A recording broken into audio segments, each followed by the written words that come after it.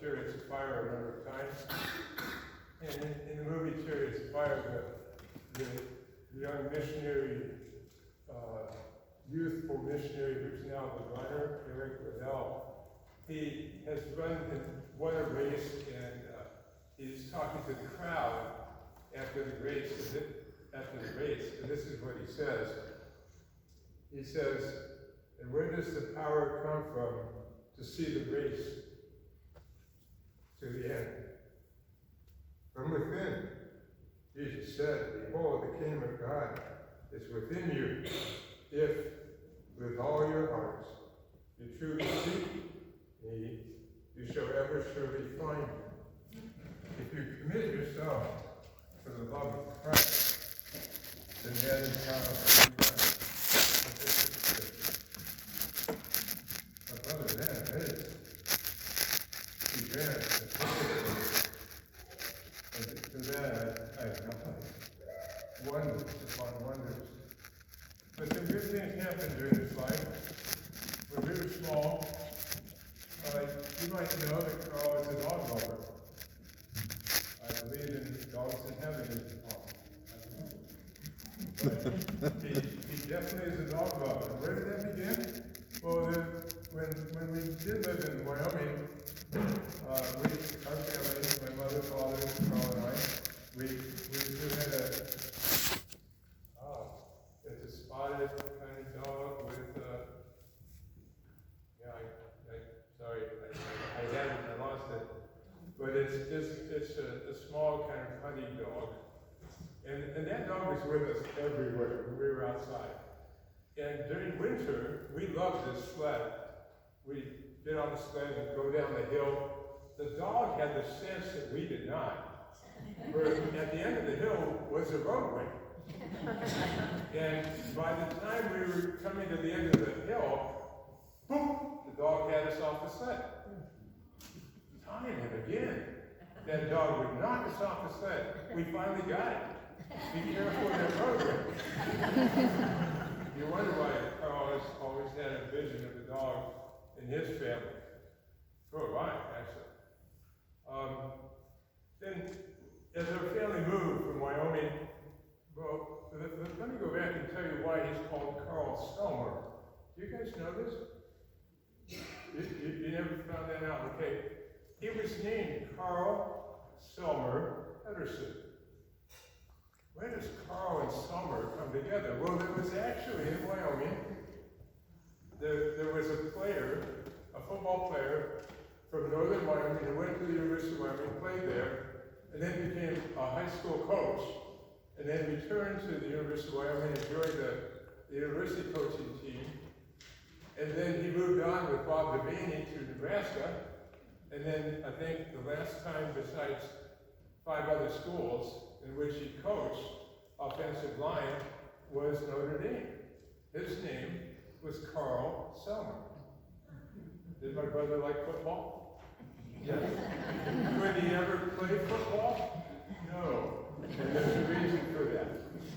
We did some rascal football when we were kids, but he could not play organized football, and I'll tell you about that in a moment. In later years in my life, I've come across a Karen proverb that says, "I against my brother and I against our cousin, my brother, my cousin, and I against our neighbor." And that came into play in his 7th grade year. At the beginning of 7th grade, he was getting off the bus, going to junior high and now getting off the bus. And I happened to be walking home from elementary school. Remember, we're just 1 year apart in school. And lo and behold, looking down the street, what do I see?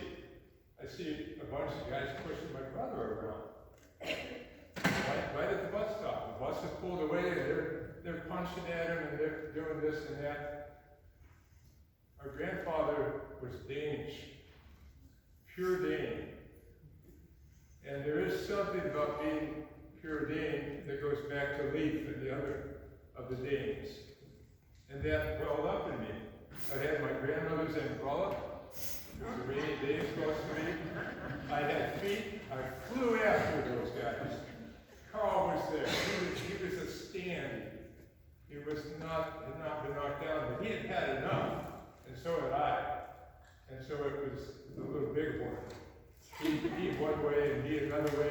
I broke that umbrella. He broke something of the kids.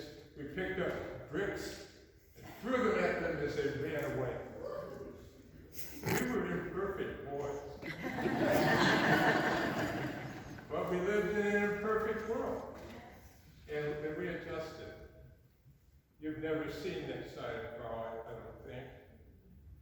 I did, because I was a guy that, when we got disturbed with each other out in the backyard, the cocaine mallets became mallets. It's true. It's true. But again, remember this passage that I read that about where does the power come from within? Jesus made a difference to Carl. He certainly did. There was a time in Carl's life as a early junior high, it was found that he had a hip injury. And he was not ambulatory very much at all. Dr. Sakarik, the physician with the Cleveland Browns, was a doctor that rebuilt his hip. 3 months in a body cast. None of that in and out stuff that we see today.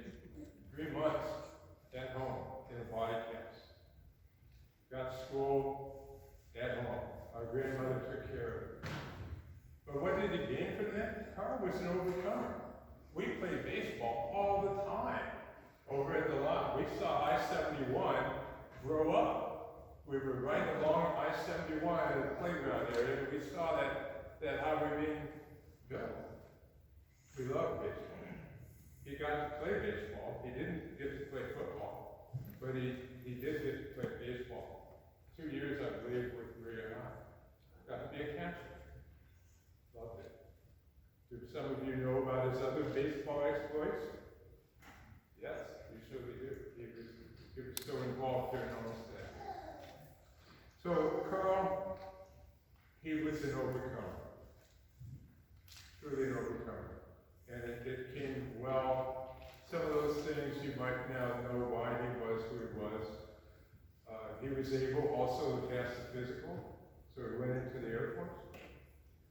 Good place for him, a wonderful place. Some of you might be his friends from there. I don't know who might be here from his Air Force days.